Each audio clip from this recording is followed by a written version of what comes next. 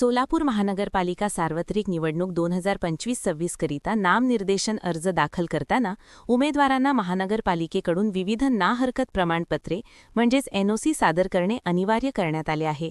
या अनुषंगाने महापालिकेच्या वतीने नॉर्थकोट प्रशाला येथे सुरू करण्यात आलेल्या एक खिडकी कक्षाला उमेदवारांचा मोठा प्रतिसाद मिळत असून आज पहिल्याच दिवशी तब्बल 230 अर्ज दाखल झाले आहेत। निवडणूक लढविणाऱ्या उमेदवारांच्या नावावर असलेल्या मालमत्तेसाठी मालमत्ता कराची ना हरकत प्रमाणपत्र सादर करणे आवश्यक आहे।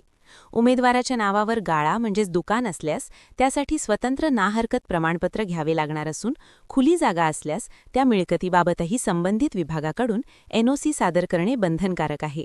तसेच उमेदवार व्यवसाय करीत असल्यास संबंधित व्यवसाय परवाना म्हणजेच लायसन्स वैध असल्याचे कागदपत्र जोडणे आवश्यक आहे।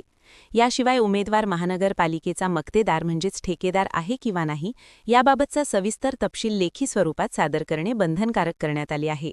वरील सर्व माहितीबाबत उमेदवारांनी स्वयंघोषणापत्र म्हणजेच सेल्फ डेक्लरेशन सुद्धा अनिवार्यपणे सादर करावे लागणार असून त्यामधील माहिती सत्य व अचूक असल्याची जबाबदारी संबंधित उमेदवाराची राहणार आहे। महापालिकेच्या वतीने दिनांक 21 डिसेंबर 2025 पासून नॉर्थकोट प्रशाला येथे एक खिडकी कक्ष कार्यालयीन वेळेत सुरू असून अर्ज सादर करण्यासाठी उमेदवारांची मोठी गर्दी होत असून निवडणुकीच्या पार्श्वभूमीवर इच्छुक उमेदवारांनी वेळेआधी सर्व आवश्यक कागदपत्रांची पूर्तता करून आपले अर्ज एक खिडकी कक्षात सादर करावेत।